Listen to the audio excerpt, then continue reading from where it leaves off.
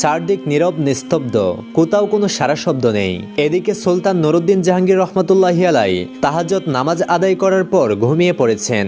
এমত অবস্থায় হঠাৎ তিনি স্বপ্নে দেখলেন স্বয়ং রাসূলুল্লাহ সাল্লাল্লাহু আলাইহি ওয়াসাল্লাম তার কামরায় এসে উপস্থিত হয়েছেন। তিনি কোনো ভূমিকা ছাড়াই দুইজন নীল চক্ষু বিশিষ্ট লোকের দিকে ইঙ্গিত করে বললেন, হে নুরুদ্দিন মাহমুদ, এরা দুজন আমাকে খুবই বিরক্ত করছে। এই দুইজন থেকে তুমি আমাকে মুক্ত করো। এই ভয়াবহ স্বপ্ন দেখে নুরুদ্দিন জাহাঙ্গীর রহমতুল্লাহি আলাই অত্যন্ত ভীত সন্তুষ্ট হয়ে ঘুম থেকে জাগ্রত হলেন এবং বিমূঢ় হয়ে গোটা কক্ষে পায়চারি করতে লাগলেন। সাথে সাথে তার মাথায় বিভিন্ন প্রকার চিন্তা ঘুরপাক খেতে লাগলো। তার হৃদয়ে অনেক প্রশ্ন জন্ম নিল এবং হাজার রকমের প্রশ্ন তিনি ভাবতে লাগলেন। আল্লাহ রাসূল সাল্লাল্লাহু আলাইহি ওয়াসাল্লাম তো এখন কবরের জীবনে, তার সাথে অভিশপ্ত ইহুদিরা এমন কি ষড়যন্ত্র করতে পারে? কি হতে পারে তাদের চক্রান্ত? এরা কি রাসূল আকরাম সাল্লাল্লাহু আলাইহি ওয়াসাল্লামের কোনো ক্ষতি করতে চাই? তারা কি চাই পরজীবনেও নবীজির সাথে ষড়যন্ত্রে লিপ্ত হতে? তাছাড়া আমাকে দুইজন ইহুদির চেহারা দেখানো হলো কেন? শয়তান তো আল্লাহর নবীর রূপ নিয়ে আসতে পারে না। তাহলে কি আমি সত্যিই সত্য স্বপ্ন দেখেছি?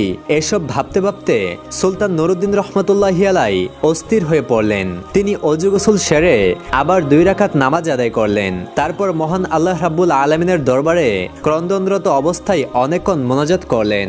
কারণ সুলতানের কাছে তখন এমন কেউ ছিল না যার সাথে তিনি পরামর্শ করবেন। আবার এই স্বপ্ন এমন নয় যে যার তার সাথে এই বিষয়ে কথা বলতে পারবেন। অবশেষে আবারও তিনি বিছানায় শয়ন করলেন। দীর্ঘ সময় পর যখন তার একটু ঘুমের ভাব এলো, সঙ্গে সঙ্গে আবারও তিনি প্রথমবারের ন্যায় নবী করিম সাল্লাল্লাহু আলাইহি ওয়াসাল্লামকে স্বপ্ন দেখলেন। নবীজি তাকে পূর্বের ন্যায় বলছে, হে নুরুদ্দিন মাহমুদ, এই দুইজন থেকে আমাকে মুক্ত করো। এরা আমাকে খুবই বিরক্ত করছে। এবার নুরুদ্দিন জাহাঙ্গীর রহমতুল্লাহি আলাই আল্লাহ বলতে বলতে বিছানা থেকে উঠে বসলেন। তারপর কোথায় যাবেন, কি করবেন কিছুই ঠিক করতে না পেরে দ্রুত ওযু শেষ করে জায়নামাজে দাঁড়িয়ে 2 রাকাত নামাজ আদায় করলেন এবং দীর্ঘ সময় অশ্রুসিক্ত নয়নে দোয়া করলেন। এভাবে অনেক সময় গেলেও রাতের অনেক অংশ তখনও বাকি ছিল। সমগ্র পৃথিবী যেন কি এক বিপদের সম্মুখীন হয়ে নিঝুম হয়ে আছে।